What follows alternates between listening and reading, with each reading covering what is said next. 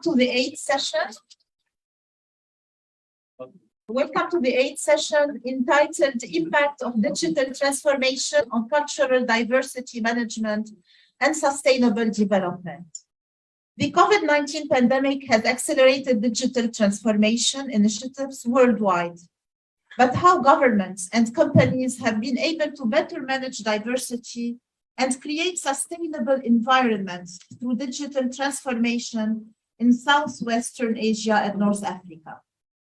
What are the projects that put cultural pluralism towards inclusive societies and sustainable development at the core of digital transformation strategies? The World Economic Forum and its 2030 Sustainable Development Goals delineated how the power of technology can be harnessed to facilitate sustainable and inclusive growth. And this is especially relevant for Southwestern Asian and North African countries. As new studies are showing that governments and companies with high investment in sustainability through digital transformation are correlated with resilience, social cohesion, better governance, operational performance, and success, despite the risks and vulnerabilities brought about by the pandemic.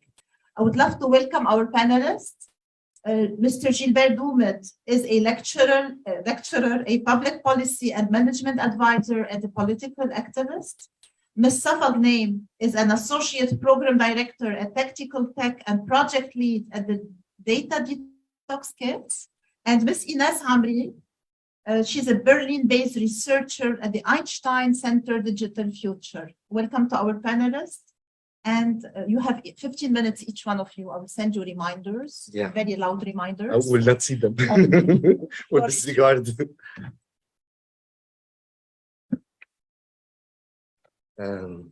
I was hoping there would be less people in the room so that I don't torture as many. So unfortunately, everyone seems here. I'm very happy to participate. I think the last 2 days have been fascinating, and the cherry on top is the last session. Honestly, the diversity of people like practitioners, artists, designers, scholars, academics, philosophers, people with religious backgrounds. I think it's fascinating, has been super rich for someone like me who's coming from a totally different world. My presentation is on human-centered three-dimensional transformation model for inclusive change. You know, consultants like to create models, like the model land, because it helps us better solve problems. We're excited about solving problems. And we're going to take like the whole discussion about the digital world and come back to reality in Swana or MENA or the Arab states. We're not doing well. And how can we shift the current narrative into a new narrative? So I'll start with some realities. What's the reality around the issue of digital in the region? And then what could be a new narrative and a new model to solve it? And then suggest some very practical steps that might answer some of the youth concerns during. I have no answers, mainly it's going to be questions. My argument is that the digital world is a mirror of reality. If reality is good, the digital world is good. If the reality is sad, the digital world is going to be sad. And I found this beautiful picture by Amina Kawash. So Amina has already designed the keffiyeh she's going to wear in the metaverse. It makes me think as well, so does it mean that we're assuming that we're going to be occupied as well in the metaverse? So that we need the keffiyeh to be there. So is it possible that the reflection of reality is the metaverse? As much as it is happy or sad, it will be a happy or sad metaverse. And thus I go to this, to my second slide about, and I'll try to tell stories as well so that Sumaya is happy about me. So first, like looking at the challenging area. So this is Swana. So Swana has 12 autocratic regimes. So if the metaverse or the digital world is going to be a reflection, 12, not to call them dictators because we're live, so I'm going to call them autocratic regimes, 4 fragile states, 3 countries in war, and 1 country occupied. That's Swana. Swana has dominant identity politics. Rarely we discuss any social, economic, or cultural issues. 34% have no access to internet. 12% women less likely to use the internet. 51% of rural populations are not covered or are only covered, only 51% are covered by 4G, not 5G. We're talking about the metaverse. 77% of LGBTQ community experience online hate. We spend the most in the world time on social media, 3.5 hours on average per day. But we hate technology because I'll tell you why. We love social media. We hate technology because we're the worst region in the world on the Global Innovation Index in terms of producing tech tools or tech content. So we love social media, we hate technology. I was discussing as well about with Assis Nicola, and I was saying probably on social media, we're not even consumers, we're the products. Our data is the product. We're being sold every time we're using social media. And then the lowest R&D investment in the world. And even in defining the region, we have a challenge. We have even trouble in calling our region. Is it Swana, MENA, or Arab states?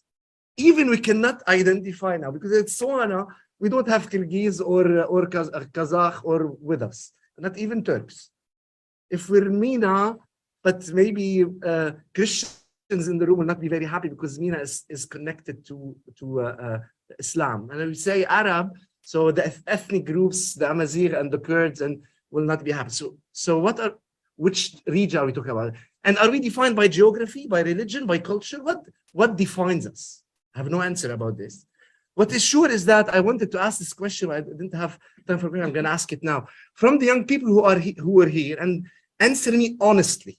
How many of you are staying in the region, or if they have the chance to live outside the region, they will leave? Raise your hands. Honestly. Almost all of them. So what is sure is that irrespective of how you want to define it, most young people don't want to stay in it.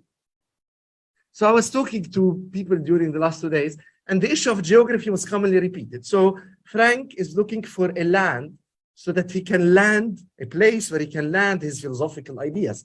Because the Arab world, he cannot land his philosophical ideas. Layla has brought her geography, her painful Beirut, into here, that I'm using, by the way. So Sumaya is looking to find a country where she can fulfill her dreams.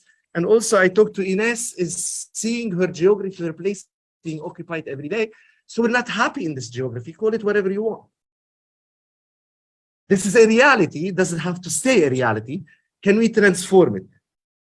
I have 9 minutes. Oh, good. I'm going to be done sooner, maybe. That never happened to me. I'm very happy. So what can we do? So there is this narrative in the region that's only about control, competition, and conformity.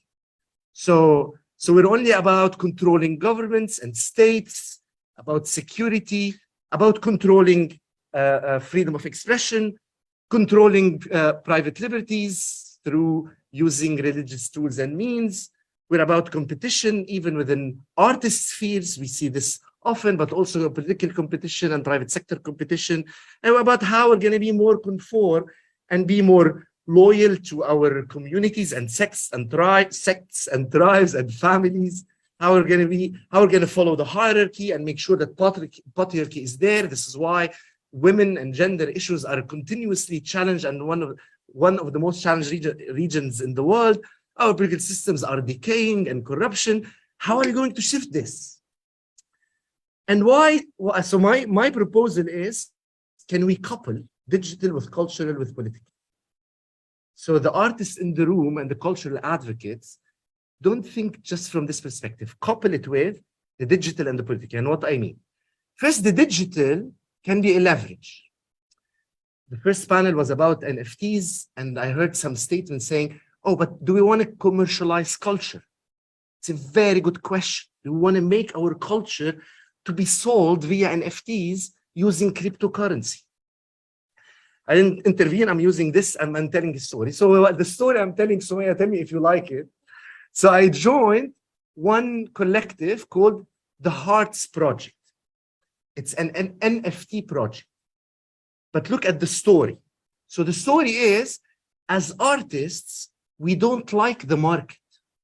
Artists don't want to be neither selling. I think Layla said the powerful statement. We don't want to be selling.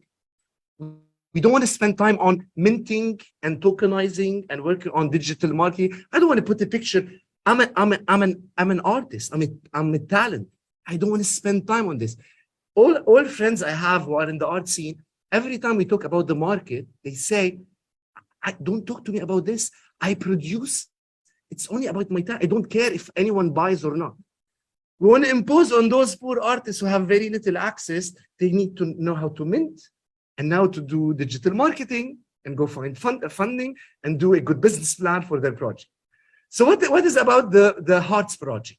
The Hearts project is initiated by a studio. I invested in this project, by the way. So it's a collective of artists.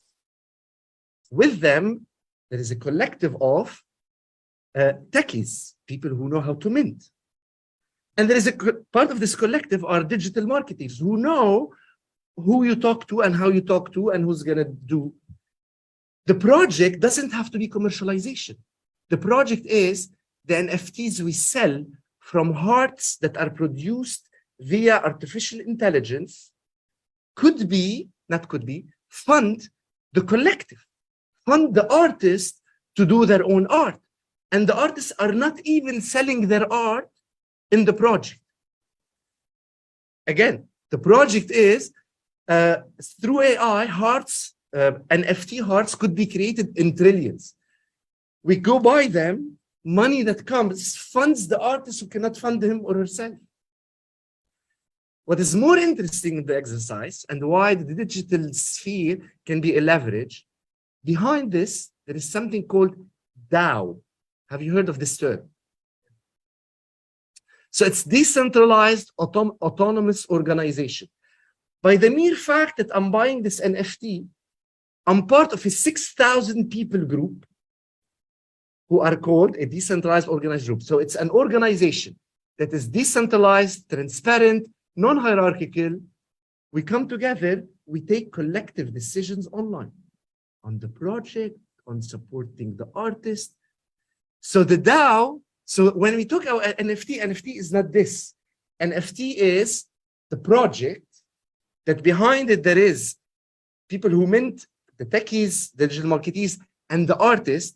And behind all of them, there is a new form of organizing together away from corporate governance, political systems, checks and balances. It's totally participatory. So that's one example of a project. Imagine if each artist in this room is part of another collective that is beyond geography and working together towards a project. Hopefully, they're not for commercialization. Money that comes has other purpose for a social or cultural or environmental good. So it doesn't, NFTs doesn't have to be for commercialization. So, and this is where I link the example to this. Anyone is investing in NFTs? Not big amounts, like $10, $20, $1. So I think it's good to share your experiences afterwards, because I would recommend go and invest, buy with $5. But see the exercise, go look at the projects. There are some ridiculous, irrelevant projects, but there are very interesting projects. And you know that the Israelis are the fastest now in growing on, because, one last thing about this. What's more interesting in NFTs is it's based on blockchain. And blockchain technology is about, it's unique. So each NFT, because it's based on this technology, it's unique, it's transparent, there is a ledger, and it's decentralized. Everyone can contribute to it. So we're not in the business of NFTs. We're in the business of, there is a new technology that enables us to do decentralized organization altogether, collectively contribute transparently, and produce unique tokens that we can use for any purpose, social, economic, cultural, economic good, any good we decide the project is going to be. So there is no question if we should be part of it or not. So get over it. So linking it to the leverage, so I'm going to close. I think I still have only 2 minutes. If we couple our cultural capacities with digital capacity in the same place and political, because nothing we can do if political systems in the big P, in systems we live in, are not themselves as well. There is no will, there is no participation, they're not inclusive. So the proposal is to shift from this narrative of a power-centric Swana, MENA, Arab states Arab world into a more human-centered, enable this form of DAOs, of innovative, agile organizations, away from hierarchies and patriarchy, and support innovation. I'll say how exactly, so that we translate this into political systems, political systems we live in the public good, and then see how we can celebrate less about unity and identity and more about diversity and creativity in our communities. What could be a pathway rapidly? So being a consultant, I can't finish without like some proposals. So more inclusive political, culture, and digital policies, protection for artists. Want those people to stay in this world that don't have neither social security or a pension, not even access to health. Of course, they should go somewhere else, unless the political system is inclusive of those people. Nurturing talents in the fields of art, developing infrastructure, creating collaborative platforms. I leave the presentation. Funding collaborative projects and supporting engaged. We need engaged artists. 3 rapid projects. The first one is Femme Medina. That's a project that my consulting firm worked on. The old Tunis, bringing artist women, with women workers, with women designers and architects, walking in the old city, identify where they have negative feeling because they feel less safe, drawing the city, using modern technology, and then second layer of GIS data, social, economic, and urban data, and then couple it with qualitative data, and redesigning the old city to make it safer for women, the old city safer for women life through artistic interventions, through other forms of urban or social economic interventions. So that's one project where the collective can come together. A second project is very interesting called Women Rise. Go check it out on OpenSea. So Maliha Abidi is a Pakistani who launched a campaign in support of gender diversity in the world, using NFTs to promote this. Now I think it's a $10 million project already. She sells them, that's her choice. And the last one, so will the metaverse, will we be occupied in the metaverse? It seems yes. So there is a project on one of the projects in the metaverse.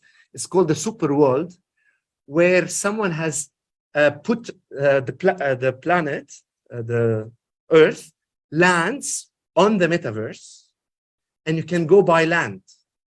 And I was reading an article that already 50 lands in Jerusalem have been sold to the Israelis. So the Israelis have already bought the Jerusalem of the metaverse. I'm just saying that it's not about if you want to be part of it, how you want to be part of it. So what do you think you can do? This is what I would like to hear. There is another project, I know it didn't pick up, but 63 artists for Palestine collection. So someone Lebanese initiated a platform called Artists for Palestine Collection. It's also NFTs, where he brought together like 63 artists who are trying to do NFTs in support of cultural preservation.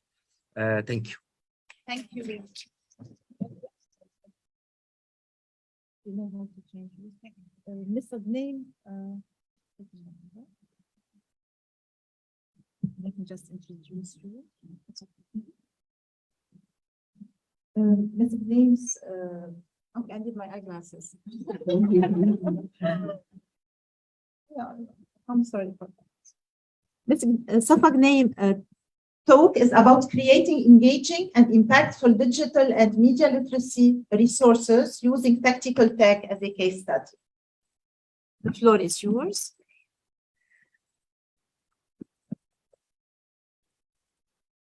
Thank you. I hope I'm speaking loud enough. Yes, so thank you so much. I'm Safa, and I'm so happy to be here today. So thank you for having me. So Tactical Tech, where I work, is an international NGO, which is a nonprofit organization that critically explores the impacts of technology on societies, working alongside human rights defenders, civil society activists, and artists. For the first 10 to 15 years of operating, Tactical Tech actually worked quite a lot in Southwest Asia, North Africa, co-developing materials, running trainings, for example, on digital security, investigation, and other related topics, particularly in Egypt, Jordan, Syria, and beyond. However, since I joined the organization about 5 years ago, our activities in the region have reduced. This is due to numerous reasons, but one being that the risks associated with work labeled as activism in some of these places was and still is too high. But I'm here today because I think there is a space for digital literacy work that's both safe and critical in Swana. But why be critical and cautious of digitization, you might be wondering? My nature is to be an optimist, but over years of research, that has changed. In my work, I have seen many real-world outcomes of technological advances, which were used not to free people, but to further oppress. Tactical Tech's personal data political persuasion research project explores how the same tools which are used to sell you a pair of shoes have also been used to influence and sway voters in election campaigns around the world. And I'm not just saying that. Many of these situations happened over social media platforms like Facebook. It all boils down to data collection. What are they collecting? How is it being used? And by whom? Experts in the digital rights sector have pointed out similar concerns posed by biometric data collection used on refugees seeking basic services in Jordan, disinformation campaigns in the United States and Europe against Palestinians, and the allure of smart cities to leaders in Egypt and Saudi Arabia, just to name a few. All of these points are interconnected. These are not fictional, distant futures. I'm not exaggerating. They are our current reality. And while I do believe there's a huge responsibility on giant tech companies and policymakers to fix these bigger issues, I also think the rest of us have a role to play. Developers, designers, journalists, researchers, event organizers, we all have a responsibility to take steps to do no harm in our everyday work. And let's also acknowledge that users benefit from understanding, even basically, the phone in their hand. Until that point, informed consent is not possible. Clicking agree is meaningless. Okay, so how can we effectively train adults and the general public about technology, especially those who struggle with the basics? I'd like to share here just a few key strategies that I found common across Tactical Tech's most successful projects. I aim to democratize our knowledge and learnings about creating such resources, anyone, as a welcome invitation to create digital and media literacy resources that reach people in your community. There's no such thing as competition in the digital rights field, not really, because actually we all want these problems to end. Please get me out of a job. I want that. I have found other common patterns, but for the sake of time, we'll just start with these few. Dr. B.J. Fogg of Stanford University said these words in his book, Tiny Habits, that people change best by feeling good. And this mantra that has carried Tactical Tech for years, even before we could articulate the concept. At Tactical Tech, we have various audiences. So some are more specialized, like journalists and researchers, and others are more general.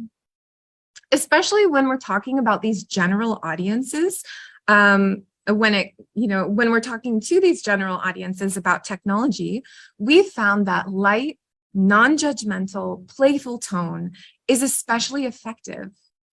In a new e-learning course that I co-authored, the Digital Inquirer Kit, you can see this ever present. Here we created a course about investigations without using the word investigation because we found that it could be too strong of a word for some people. Imagine this. You're out with your friends in a popular shopping district and you stumble upon a new store you haven't seen before. On the inside, everything is bright white, like in this picture, It looks like a tech store, but you find nothing is for sale. Instead, visitors can freely and critically discuss technology. The objects presented explore data, privacy, and our relationship to the technologies and platforms which have become so commonplace in our everyday lives. So this picture is from, I think, the Glass Room in London, but actually the Glass Room in many forms has been exhibited 375 times, reaching more than 250,000 visitors across 54 countries. People who come to a space like the Glass Room, they never forget it. It's memorable. Something unique about what we've always done at Tactical Tech is co-developing resources. This means we are not only making resources for a target audience, we are making them with people from those target audiences. So one such example is our youth project called What the Future Wants. They just released an adaptation of the Glass Room exhibition that they co-developed alongside 200 young people from across 11 countries in Europe. In the past, we've found that those co-developed resources have resonated the loudest. People really remember them years later. And finally, open it up. I've mentioned adaptations, and this is not just a one-off thing. Actually, we really encourage it. We license all of our projects under Creative Commons to ensure that we lower the barrier as much as possible. Anyone can learn from it, adapt it, add to it. My colleagues who work on the landmark project, Exposing the Invisible, have done a brilliant job at this, and I really encourage you to check it out.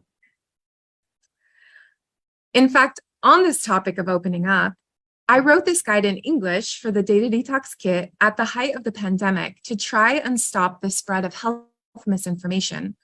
And then it was translated into Arabic graciously by contacts at the Goethe Institute in Cairo in 2020. And with partners like these that we've had all across the world now, the Data Detox Kit project is available in 36 languages. So here's my hope, my call to action. Although Tactical Tech of today is less active in Swana region, I would like to increase this. So please reach out to me if you'd be interested in collaborating, sharing knowledge, and please help yourself to our materials, which I brought here. And on a last personal note, I also brought information about my sister's important work through Tadriz and Tea and the Tadriz Institute in preserving and educating the public about our traditional Palestinian Tadriz, primarily in the United States. My sister has followed the footsteps of my mother, who has been a master artist and speaker on this topic for nearly half a century. So please also pick up extra copies and give them to anyone you know. So thank you. Thank you.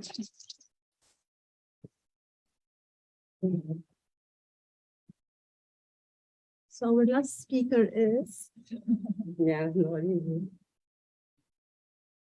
Ms. Ines Amri. She will talk about understanding the platform economy in North Africa, the case of Tunisia.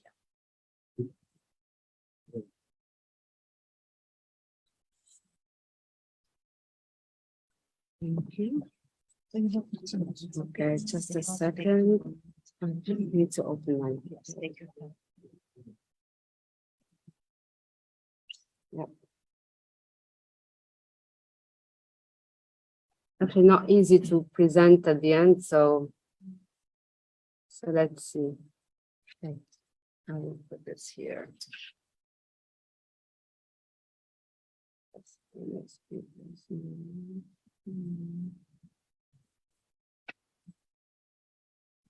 Okay. Good afternoon, everyone. Yeah, great presentations. I'm really happy to be here. Super proud to be presenting in a Palestinian university. I'm making my father proud, actually. So super happy and excited about it. Again, the topic is not really related closely to arts in general, but I think it will be interesting to artists and cultural curators because it might be inspiring. And even though the presentation is mainly about case study about Tunisia, I think it will resonate to all of us here because the same context can be related to Arab countries, MENA countries, SWANA countries. So again, the main theme is studying why digital platforms in Tunisia are going slowly and not kicking off.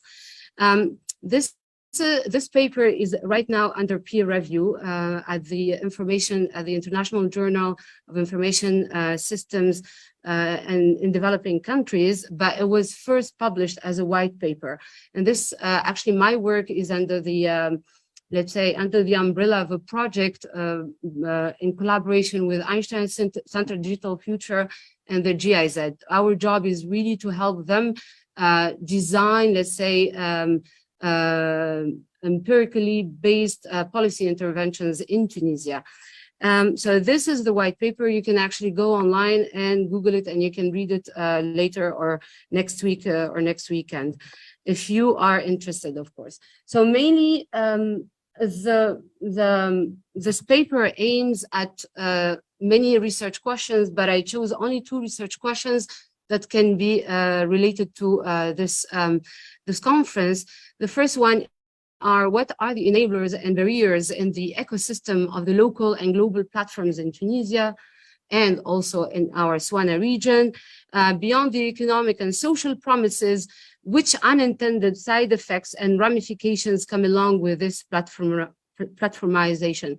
This is mainly actually the side effects of that you were mentioning about, and you are a little bit pessimistic. So we will have a slide about the pessimistic people around technology. I will just start with I don't want to preach, but I noticed that many people were using the word platform to only think of social media. So I wanted to just have like 2 slides to show let's say the principle of the platform principle from economic perspective. So as you all know, the traditional, let's say, the traditional pipeline businesses create value by controlling a linear series of activity. So you have production, value added, and then distribution. And in the industrial era, the giant monopolies were created by supply economies of scale. They were driven mainly by production efficiencies, which reduce the unit cost of a product or service as the quantities produced increase. Now, these supply economies of scale can give the largest company in an industrial economy a cost advantage that was extremely difficult for competitors to overcome. So you have production, it's the value added created, and then distribution, and of course in the middle you have the assembly, marketing, processes, storage, all of that. So you see, you have all of these equipment, and then at the end you have a car. Now in the platform principle, this is not the case. So you have the platform, which is in the middle, and you have providers, and you have the consumers.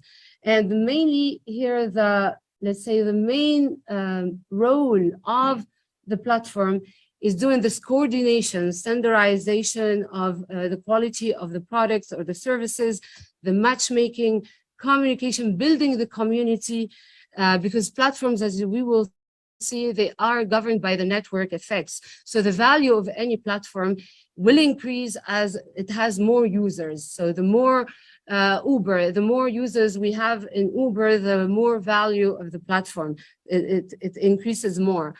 Of course, the platform's role is also to cater for the needs of this community, the communication, build the trust and reputation between different users, and of course have these seamless payment systems. Okay, you pay for a service to the platform, and then the platform pays for the let's say providers. An example here, Apple's EarPods, for example, business is really essentially a pipeline. So it goes through this traditional pipeline industries. But when you combine it with the app store that you have, what is the role of the app store? Is a marketplace that connects app developers and iPhone owners. And here you've got what? You've got a platform. So this is mainly the, as you can see here, the exchange is happening. And again, as I said, it's governed by network effects. So the more demand from in the platform, the more it increases, the values of the platform increases, and the more economies of scale, and the more prices go down. Here, the platform is not owning anything. Airbnb does not own any hotels, any beds, any infrastructure. Uber as well, they don't have any cars. But what is the asset here? What is the asset? The real asset of the platform is the community, the users. So the more users we have, the more, that's the real asset, the community.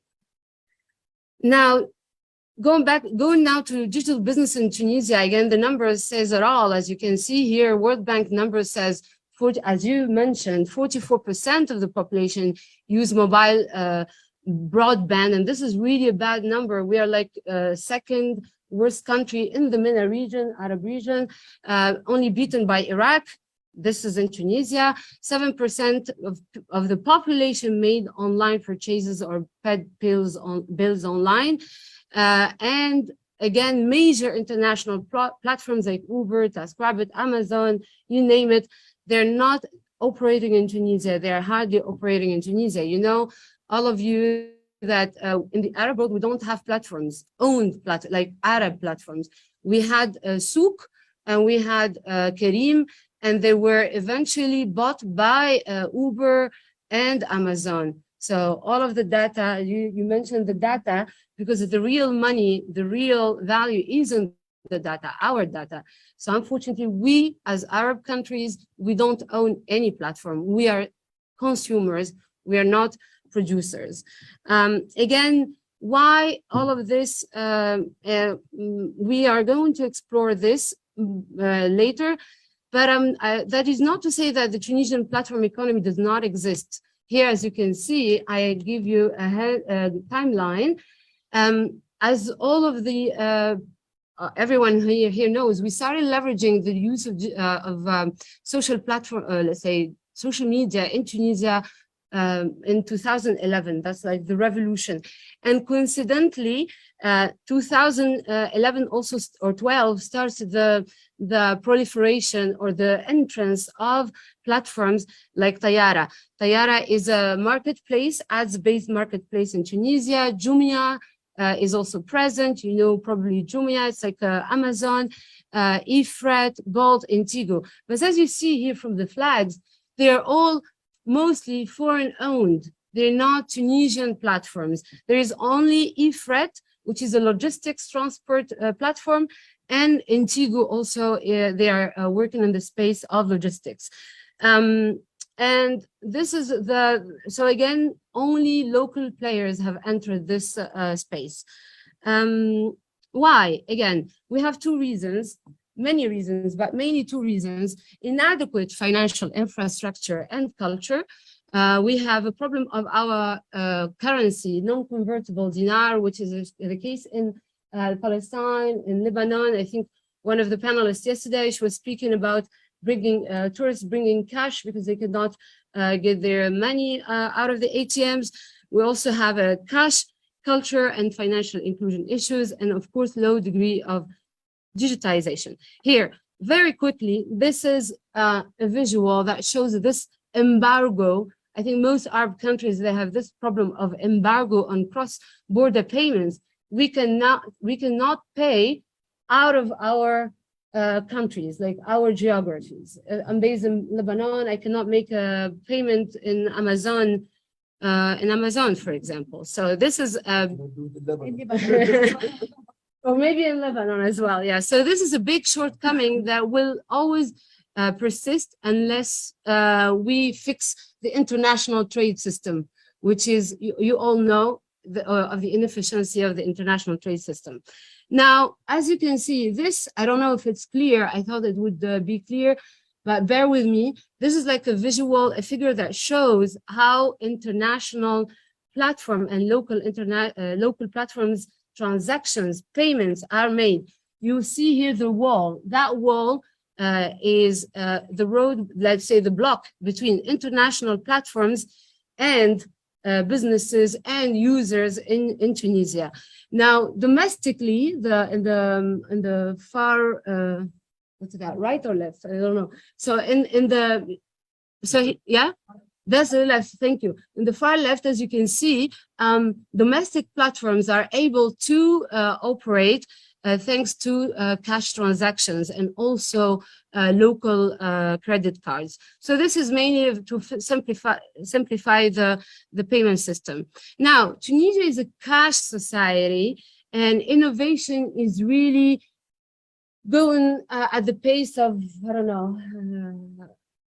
inexistent innovation, especially in the banking system. And that why it's important, you will know in the next slide. So 65% of Tunisians still prefer payment upon delivery due to concerns of goods quality, reliability of delivery, lack of regulatory infrastructure to demand refunds, but also we have a problem of trust. And here we're going back to this culture of trust in general. I think we Arabs many people, we don't trust easily, especially when you don't have an infrastructure or governments or legal infrastructure that protects you. So 37% of users mentioned payment security, and in Tunisia, actually, we are ranking the first in piracy risks.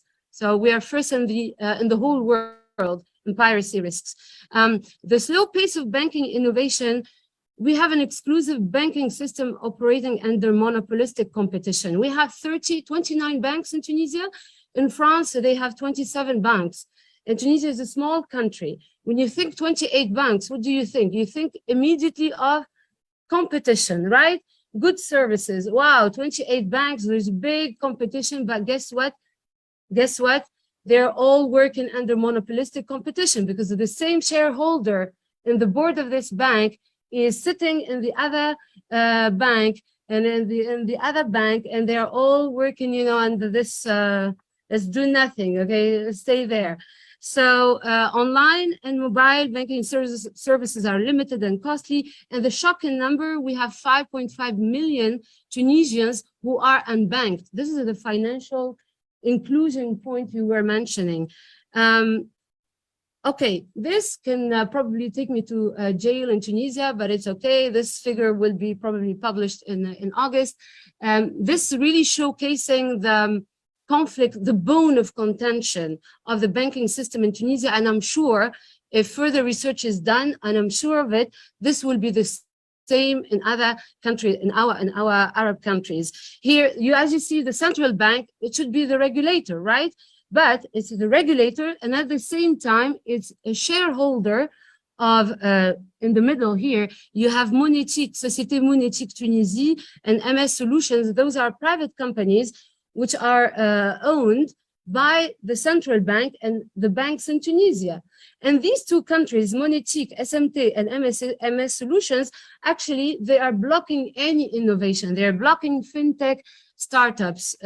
Why? Because they see innovation and fintech as competition, so they're blocking them. So this is mainly the thing. Of course, you will have my presentation later. You can read it further. I will skip this because it's mainly talking about this low degree of digitalization that we're speaking of. We have this urban-rural digital divide again. As you can see from the map of Tunisia, what we did here briefly, we did an empirical assessment of Tayara.tn, which is a marketplace. We did the web crawling. We took all their supply data and we mapped the demographics. And what we saw is, as again, platforms are governed by network effects. So the more users on this side of the platform, let's say sellers, you will find the more users and the buyers. But we have a concentration. This is one of the reasons we made the revolution, by the way. We have a concentration of all these services on the coast. So yeah, this is again the divide. I will be very quick. The last slide, if it's possible. comment on this optimistic, pessimistic point of view.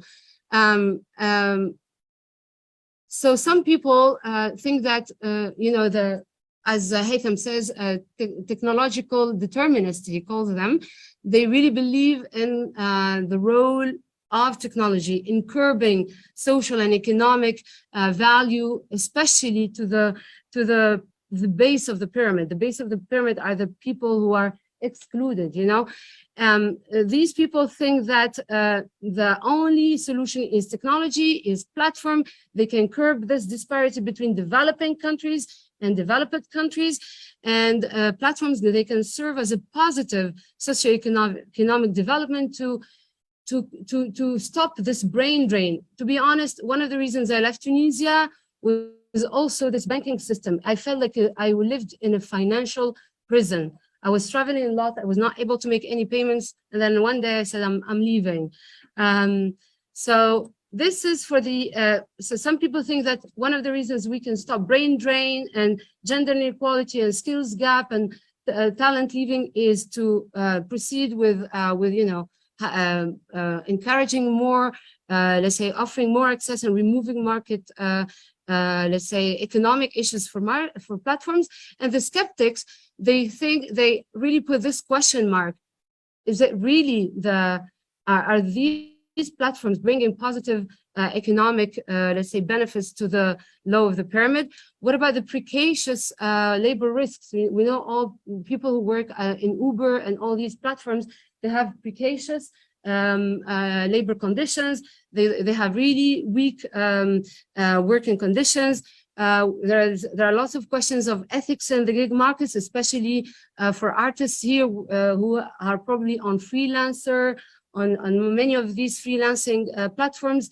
So again, also there is this threat of market dominance, because once a platform is in a market, it will take it all. So Uber is taking all the market and all these dynamics. And I will be stopping here. Sorry for taking the time. Thank you. Yeah. So thank you for those interesting presentations. Gilbert, it was very interesting model of the three-dimensional cultural, digital, and political human-centered transformation for more inclusion, if I understood well.